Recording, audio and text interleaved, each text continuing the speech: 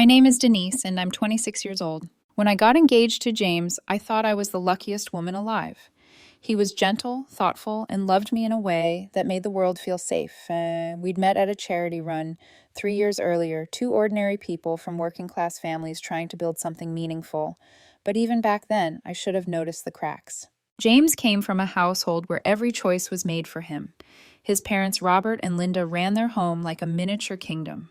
He wasn't their son as much as he was their project. From what I learned, they controlled everything: his money, his time, even what he ate for dinner. When I first heard him say his mother called every night at 8 sharp, I thought it was sweet. She just worries, I told myself. But over time, I realized it wasn't worry, it was command. In contrast, my parents taught me freedom the hard way. I'd been earning since 16, moved out at 18, and had never once been asked to explain where my money went. Independence wasn't just a value in my family, it was a rule. So when James and I started dating seriously, I felt that our differences made us balance each other. I was the one who taught him to breathe, to decide to say no. But lately I'd started to notice something, a flicker of hesitation in him whenever his parents' names came up. If I mentioned plans for the weekend, he'd say, "I'll have to see what Mom thinks." He laughed when I teased him about it, but his laugh never reached his eyes. One night after work, I invited him over for dinner with my parents. My mom made her famous roast chicken, and my dad pulled out an old bottle of wine he'd been saving for when Denise finally brings home a keeper. The meal was warm, full of laughter, and for the first time, I saw James relax, really relax. My dad told him stories about how he and my mom built everything from scratch, how they fought, failed, but never gave up. James smiled, but there was something fragile in his expression, as if he couldn't quite imagine a world like that. Halfway through dessert, his phone started buzzing on the table. "It's Mom," he said, his voice tightening. He declined the call once, then again. But by the third ring, he excused himself from the table, walked to the porch, and answered. Through the window, I watched him. He stood stiff, his shoulders hunched. He wasn't speaking much, just listening. His hand trembled slightly around the phone, and when he hung up, his smile was gone. He came back to the door, quieter, distracted. My dad asked if everything was okay. "Yeah," he said, forcing a grin. "Mom just worries too much." I wanted to believe him, so I did. Weeks passed, and the tension faded into routine. James and I got engaged at the same park where we first met. It was a perfect day, sunlight through the trees, my mother's happy tears, his nervous hands shaking as he slipped the ring on my finger. For a moment, I felt unstoppable. We posted our engagement online that night, and while my family flooded the comments with hearts and congratulations, James's family remained eerily silent. He brushed it off. "They're old-fashioned. They'll call later." But they didn't call that night, or the next day. Then, one Thursday evening, as I was finishing dinner, my phone buzzed. It was James. His voice was tense, polite, like someone reading from a script. "Denise, he said my parents want to have dinner with you. They said it's important." The way he said important made my chest tighten. "Dinner," I repeated. "At their place." "Yes." There was a pause long enough for me to hear his breath. "They just want to talk." I could hear the faint echo of his mother's voice in the background, sharp and commanding, even through the phone. That night, as I stared at my reflection, adjusting the ring on my finger, I couldn't shake the thought that maybe, just maybe, this dinner wasn't about welcoming me into their family. It felt like a test I hadn't agreed to take. The day of the dinner arrived with a strange kind of heaviness in the air, the kind that clings to your skin and whispers that something is about to go wrong. I wore a modest blue dress, the one my mom said made me look trustworthy, and brought a bottle of wine as a peace offering. I wanted this to go well. I wanted to believe that if I just smiled enough, James's parents would see that I truly loved their son. When we pulled into their driveway, I couldn't help noticing how silent James had become. His jaw was tight, his knuckles white on the steering wheel. I reached for his hand, but he didn't take it. Instead, he said softly, "No matter what happens tonight, please just be respectful, okay?" That sentence, that small, fearful sentence, told me more about his parents than any story ever could. Linda opened the door before we could even knock. Her eyes swept over me, calculating and cold, before curving into a practiced smile. "So you must be Denise," she said, her voice honeyed but brittle. "You're even prettier than your pictures." Robert followed behind a tall man with a square face and a stiff posture that screamed authority. "Welcome," he said curtly. His handshake was firm, almost punishing. "We're glad you could join us." Their home was spotless, not warm, not lived in, just staged. Every photo frame perfectly aligned, every cushion perfectly placed. On the walls hung crosses and family portraits, James at various ages, all smiling the same tight smile. It was eerie. Dinner began politely enough. Linda served baked salmon and salad, boasting about her recipe, but making sure to add that it might be a bit plain compared to what I was used to. I thanked her anyway. Every question they asked felt loaded. Where are your parents from? Do you plan to work after the wedding? Are you sure your job won't get in the way of your duties as a wife? Each time I answered with calm honesty, but I could feel my voice growing colder. I caught James glancing nervously between us, his fork untouched his knee, bouncing under the table. When Linda said, "A woman's place is where her husband needs her," I forced a polite smile. My parents raised me to believe a woman's place is wherever she chooses to be, I said evenly. Robert's fork clattered onto his plate. That's the problem with your generation, he muttered, his tone low and sharp. Too much choice, not enough respect. The silence that followed was suffocating. Even the ticking clock on the wall seemed louder. I could feel the warmth drain from my cheeks, replaced by a slow, burning anger I tried desperately to contain. But then something unexpected happened. James finally spoke up. His voice shook, but he didn't stutter. "Dad, that's enough," he said quietly. "Denise deserves your respect." The words hung in the air, fragile and unbelievable. Linda's eyes widened, as if she couldn't comprehend what she'd just heard. Robert's jaw twitched. For a split second, I thought they might throw us out. Instead, Robert laughed, a dark, humorless sound. "Oh, you've changed, son," he said, "and not for the better." James said nothing more. After dinner, Linda insisted on showing me the family album, an entire collection of James's achievements, as if to remind me that his life existed long before I entered it. I smiled and nodded at the appropriate times, pretending not to notice her icy glances when James's hand brushed mine. When we finally left, the night air felt like freedom. James didn't start the car right away. He just sat there staring straight ahead, breathing shallowly. "Are you okay?" I asked. He nodded, but his eyes stayed fixed on the house. "They'll never accept it," he murmured. "Accept what?" He hesitated. "That I'm not their little boy anymore." We drove home in silence. I wanted to say something comforting, but the truth was lodged deep in my throat, the truth that this wasn't over. When we got to my place, his phone buzzed again. It was his mother. He ignored the first call, then the second. On the third, he answered. He didn't say a word, just listened. His face turned pale, almost gray. Then, without another word, he hung up, stood up, and said quietly, "I'll be right back." He walked out the door and into the night. He didn't come back until morning. James returned just after sunrise. His face was pale, his eyes hollow. He looked like a man who had spent the night fighting invisible demons. I didn't ask where he had gone or what his parents had said. I already knew. The faint smell of his father's cologne on his jacket said enough. He mumbled something about needing a shower and disappeared into the bathroom. As I sat on the couch waiting, I stared at my engagement ring. The diamond glinted beautifully under the morning light, but it suddenly looked like a chain, delicate, polished, and binding. For the next few days, things between us were uneasy. He tried to pretend everything was fine, cooking breakfast, cracking small jokes. But there was a heaviness he couldn't shake. When I finally asked what was wrong, he said, "They'll never forgive me for walking out last night. They think I've changed because of you." "I didn't change you, James," I said softly. "You're just learning to live." He looked up at me, then eyes full of confusion and guilt. "They said you're making me forget who I am." I smiled sadly. Maybe that's the point. A week later, he packed his things and moved into my apartment. I expected drama, angry phone calls, guilt trips, some explosion. But instead, there was silence. Linda called him every night at 8 p.m., as usual, but her tone was different now. Quieter. Manipulative in a new way. He always took the calls outside, pacing along the balcony with his hand pressed to his forehead. "Everything okay?" I'd ask when he came back in. "Yeah," he'd lie. "She's just adjusting." Despite the shadow of his parents hanging over us, those first months together felt almost magical. We were free, or at least trying to be.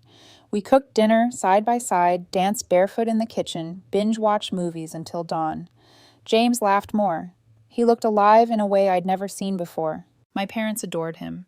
My mom often said, "He's calmer with you, Denise. You bring out his real self." My dad wasn't as easily convinced, though. "He's a good kid," he told me one night, "but good isn't enough if he's still leashed." I brushed it off then, not realizing how right my father would be. The more time James spent with my family, the more he seemed to enjoy life. He went fishing with my brothers, helped my mom fix the backyard lights, even joined my dad for morning jogs. But there was always that one interruption, the nightly call. No matter where he was, at exactly 800 p.m., the phone would buzz, and he'd excuse himself, voice low, face tense. One evening, I followed him out onto the balcony quietly. He was whispering, "Please don't make me choose, Mom. Please." My heart dropped. He hadn't noticed me standing behind him. When he turned around and saw me, his face went white. "Denise, I cut him off. You don't have to explain. I know they're still trying to control you." He rubbed his temples, looking exhausted. "They just don't understand, okay? They think you're pulling me away." I crossed my arms. "I'm not pulling you away, James. I'm trying to build something with you. They're the ones who can't let go." He didn't reply. He just stared out into the distance, lost in thought. A month later, his parents finally broke their silence, not with words, but with an invitation. "They want to come over for lunch," he told me one morning, staring at his coffee cup instead of me. I froze. "Why?" He shrugged. "They said they want to make peace. Start over." His tone was hopeful, but I could hear the nervous tremor beneath it. Against my better judgment, I agreed. Maybe I wanted closure. Maybe I wanted to believe people could change. The following week, I took a day off from work and spent the morning cooking roasted vegetables, lasagna garlic bread, even a homemade chocolate cake. I set the table with care, wanting everything to look perfect. My stomach churned with nerves, but I told myself this was my chance to show them who I really was, not the villain they'd imagined. When their car pulled up, James went still. I watched him through the window. His hands were clenched into fists. I touched his arm gently. "It's just lunch," I whispered. But as soon as I opened the door and saw the expression on Robert's face, I knew it wasn't just lunch. It was a battle dressed as civility. Linda stepped inside, scanning my apartment like she was inspecting a hotel room she didn't plan to stay in. "You've done well for yourself," she said, her tone dripping with both praise and envy. Robert nodded stiffly. "Nice place," he said. Then turning to James, he added, "A bit small, but cozy enough for now." We sat down for lunch. They hardly spoke except for Linda's occasional critiques about the food. "A little too salty," she said, polishing off her entire plate anyway. I laughed politely, trying to keep the tension from boiling over. James barely touched his food. I noticed his legs shaking under the table. After dessert, Robert leaned back in his chair and cleared his throat. "Denise," he said, his voice suddenly formal, "I'd like to talk to you about something important." I smiled, trying to mask my anxiety. "Of course." He adjusted his glasses, looking directly at me. "I think it's time we see your finances." For a moment, I thought I'd misheard him. "I'm sorry, my what?" "Your financial records," he repeated calmly. "Income, savings, investments. You're going to be part of our family, and we believe in transparency. We need to know that you're suitable." The air went cold. James didn't say a word. For a moment, I genuinely thought Robert was joking. But the way he leaned forward, fingers, steepled eyes, sharp and unwavering, there was no humor there, only authority. "I'm sorry, Robert," I said carefully, keeping my voice even, "but my finances are private. I don't think that's something we need to discuss." Linda gave a soft, pitying laugh. "Oh dear, it's not a big deal. We're family now. Surely you have nothing to hide." The air in the room grew heavy. I glanced at James, expecting him to step in to say something, but he just stared down at his untouched plate. His silence stung more than their words. Robert sighed dramatically, as if I were a stubborn child. "It's simple. We just need to understand what you bring to the marriage. After all, our son's financial stability is our concern too." I swallowed hard. "James and I handle our own finances," I said firmly. "We've always been transparent with each other. There's no reason for you to be involved." Robert's lips thinned. "That's not how we do things in this family. We make decisions together. Money affects everyone. Everyone except the woman earning it, apparently." There was a long, pulsing silence. I could feel Linda's gaze studying me like a vulture circling something that hadn't died yet. The clock ticked loudly on the wall, each sound like a warning. James finally spoke, voice soft, almost pleading.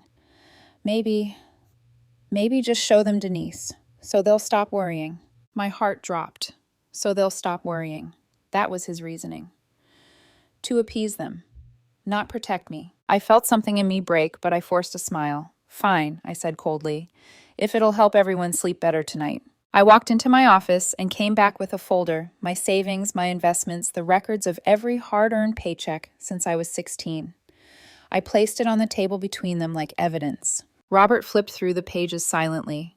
His eyes widened slightly when he saw the numbers. "Impressive," he murmured. You've done quite well for yourself." Linda leaned closer, her voice suddenly syrupy sweet. "Such a smart girl," she cooed. "Now imagine what we could do with all this money if you let us guide you." My brows furrowed. "Guide me." Robert nodded approvingly. "Yes.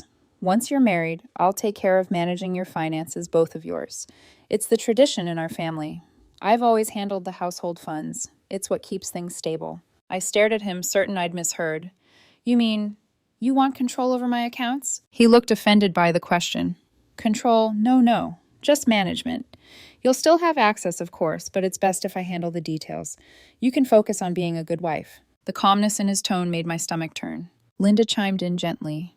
"You won't have to worry about anything, Denise. You'll be taken care of. You can even quit your job after the wedding and finally relax. Isn't that what every woman wants?" It was like a script, rehearsed, polished, sickeningly sincere. I forced a laugh, but it cracked halfway through. "You're joking, right?" Robert's expression hardened. "Do I look like I'm joking?" The world seemed to tilt beneath me. "I've worked my whole life to be independent," I said slowly, each word trembling with disbelief. "Why would I hand that over to you?" His jaw tightened. "Because you'll be part of our family and this is how we've always done things. You women today think money gives you power. It doesn't. It gives you pride, and pride ruins marriages." That was the moment I realized they didn't just want influence. They wanted control. I turned to James, desperate for him to speak, to stand up for us. "James," I whispered, "you can't possibly agree with this." He looked torn, eyes darting between me and his father.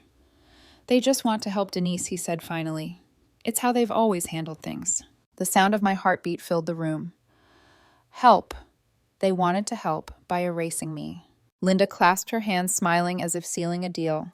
"And of course, after the wedding, we'll move in for a while. Just until you two settle. I can show you how to run the household properly." I blinked. "Move in." Robert nodded. "We'll be comfortable here. The apartment's small, but we can make it work.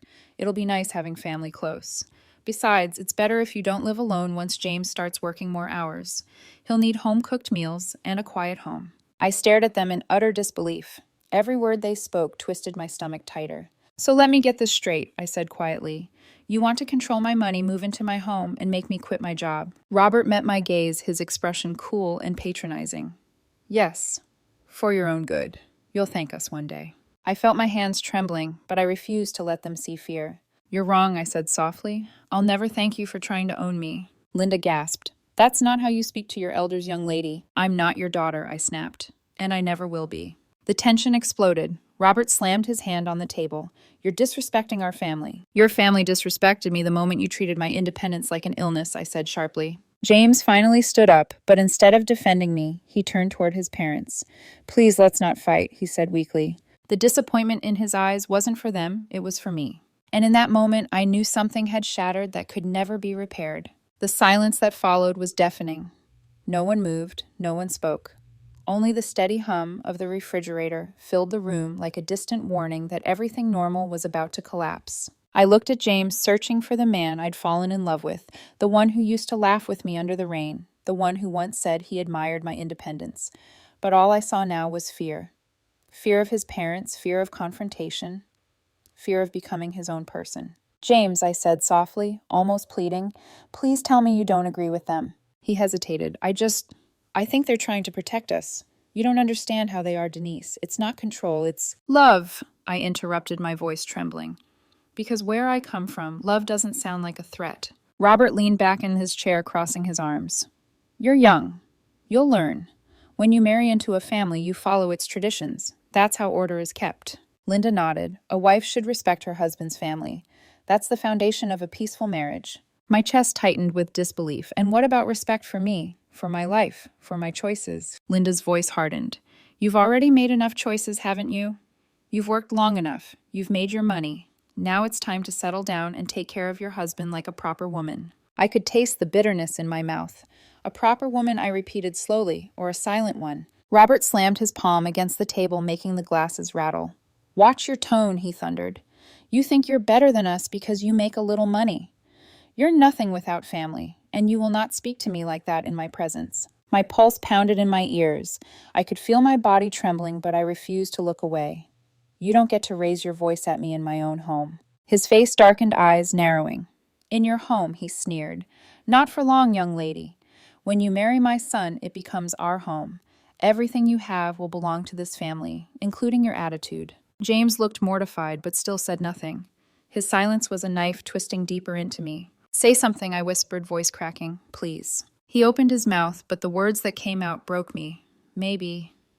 They're right, Denise. Maybe it's just how things are done. I stared at him, stunned.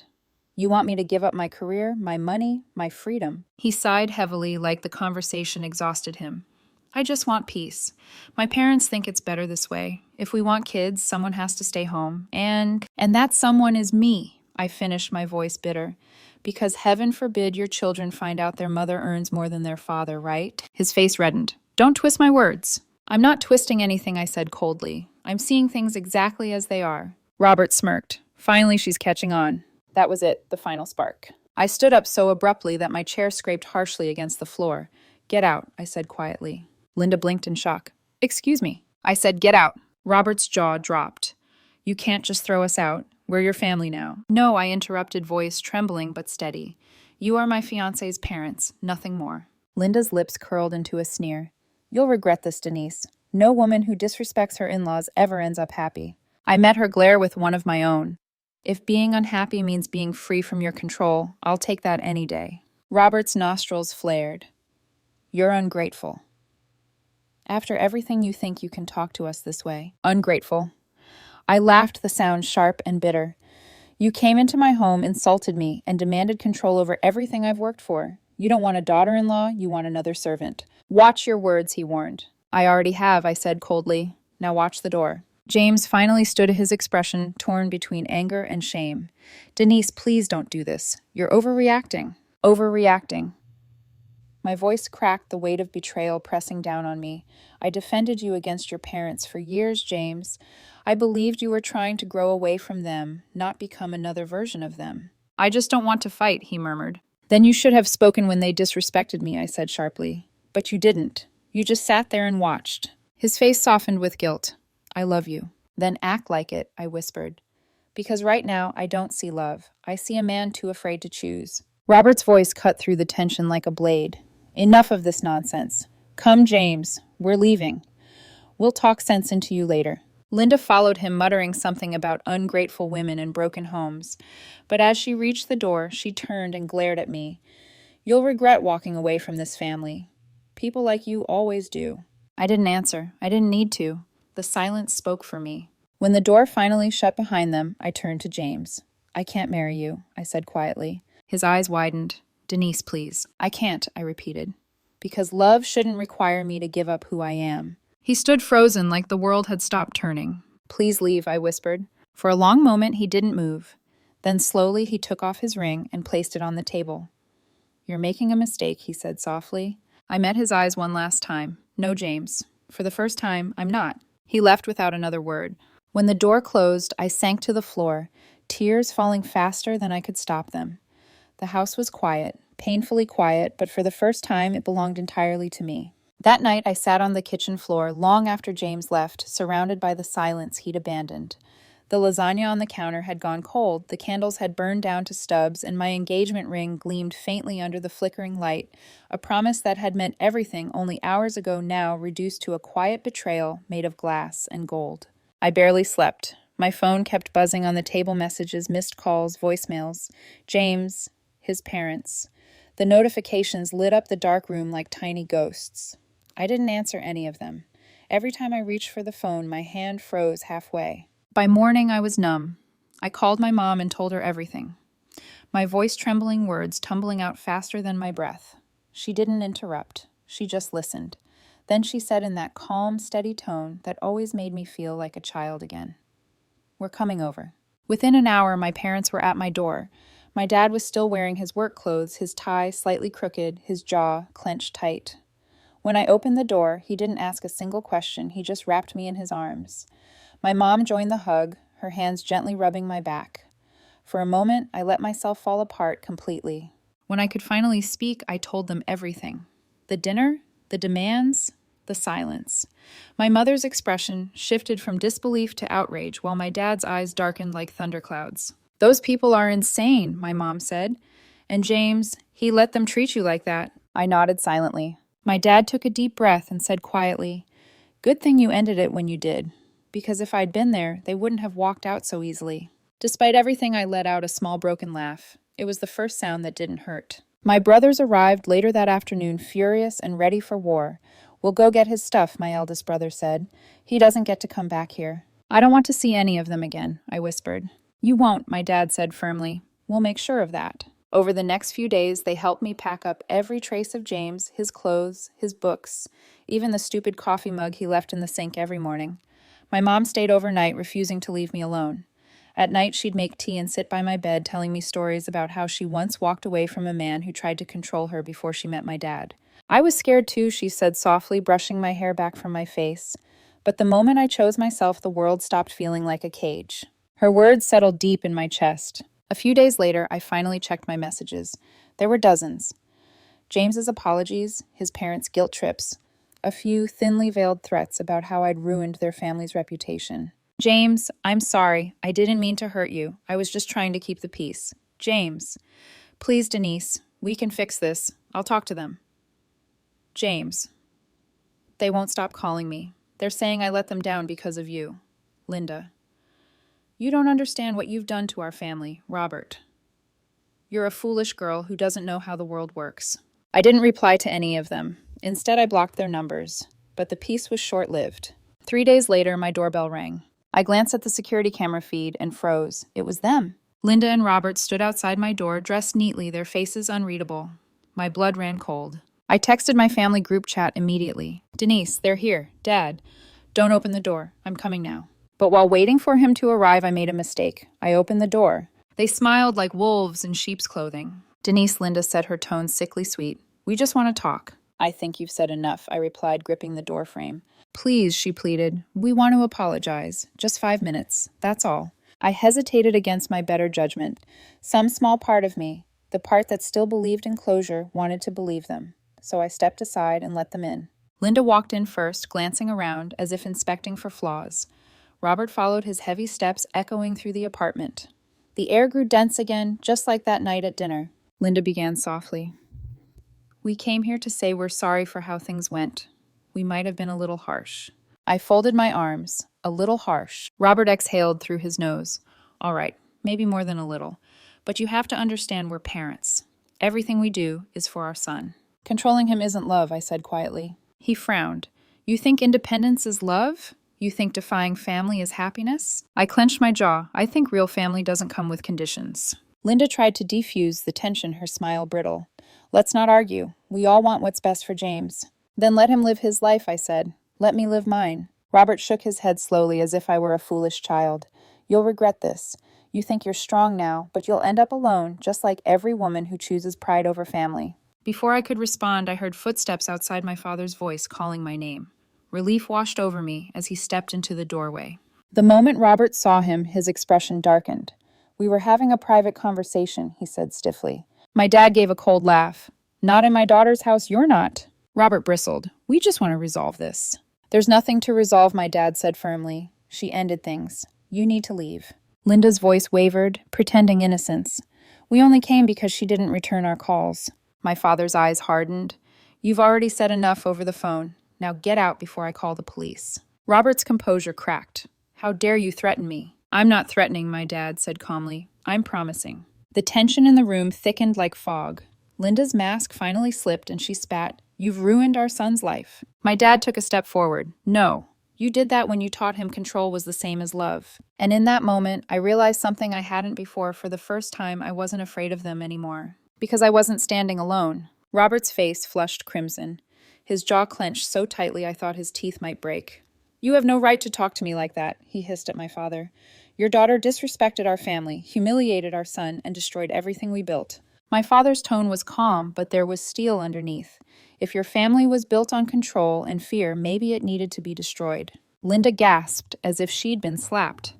You think you're better than us? She shouted. Your daughter is selfish. She'll never make a good wife. She's just like all those modern women who forget their place. I finally stepped forward.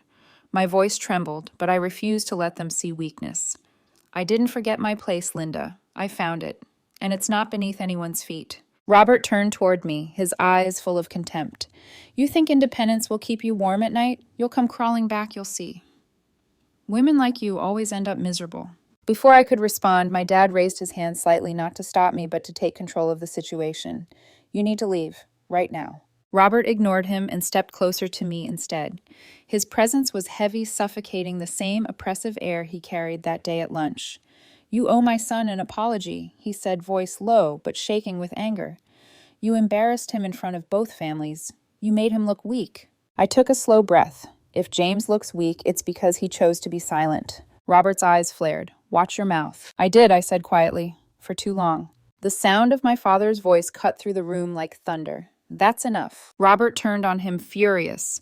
You don't tell me when enough is enough. But my father didn't flinch. He stepped forward close enough that Robert had to tilt his chin upward slightly. You came into my daughter's home after everything you did, and now you're shouting at her again. I warned you once. Leave before I make you. For a moment, I thought Robert might actually hit him. His hands curled into fists, and the veins in his neck bulged with rage. Linda clutched his arm, whispering something, but he shook her off. I felt my heartbeat in my throat. My hand drifted toward my phone. My dad noticed the gesture and gave me a small nod permission. I dialed the police. When Robert realized what I was doing, his expression shifted from anger to disbelief. You wouldn't dare, he growled. But I already had. The next few minutes were chaos. Linda began pleading not for forgiveness, but for reputation. Please, Denise, don't do this. The neighbors will see. It will ruin us. My dad's voice was steady. Then you should have thought about that before you came here. When the police arrived, the tension finally broke. Robert tried to protest, shouting about family matters and misunderstandings. But the officers were firm. They escorted both him and Linda out, while Linda sobbed hysterically about how ungrateful I was. As the door shut behind them, the apartment fell silent again. I stood there for a moment, trembling, my father's hand steady on my shoulder. You did the right thing, he said softly. Don't doubt that for a second. I nodded, but tears slipped down my cheeks anyway. It wasn't victory, I felt it was grief. Grief for what I'd lost and for what could never be repaired. My mom arrived soon after, panic written all over her face. When she heard what had happened, she hugged me tight. You're safe now, she whispered. But the word safe felt strange. Safety had cost me love, or at least the illusion of it. That night, my brothers changed the locks and installed a camera at the entrance. My dad stayed until I fell asleep on the couch. When I woke the next morning, he was gone, but a note lay on the coffee table in his handwriting. Freedom always comes with a price, Denise, but it's the only thing worth paying for. Chefs. 3 months passed. The world moved on, but my mind replayed that day over and over. The sound of Robert's voice, the weight of silence between James and me, the door closing, the calm after the storm. James called a few times from new numbers. I didn't answer. He left long voicemails, apologies, explanations, regrets. They pushed me, he said in one. I was scared. I didn't mean to lose you. I'm free now, he said in another. I told them I don't want anything to do with them. I want you back. I deleted every single one. Because even if he had finally broken free, I couldn't forget that when it mattered most, when I needed him, he'd chosen silence. Life slowly began to take shape again. I poured myself into work. My boss noticed my focus and offered me a promotion. My colleagues celebrated. My mom cried happy tears. I used my savings to take a short trip alone, something I'd never dared to do before. The quiet beaches, the smell of salt, the endless ocean. For the first time, solitude didn't feel like punishment. It felt like peace. Sometimes I still thought about James, about how different things could have been if he'd stood beside me. But I no longer missed him. I missed the version of him that never existed. One evening, as the sun set over the water, I took off my engagement ring, the one I hadn't had the heart to throw away before, and held it in my palm. It caught the fading light one last time before I dropped it into the waves. I watched it sink, swallowed by the sea. The ring was gone, but for the first time I didn't feel empty. I felt light, and as the tide washed over my feet, I whispered, You tried to own my freedom, but in the end, it was your control that imprisoned you, not me.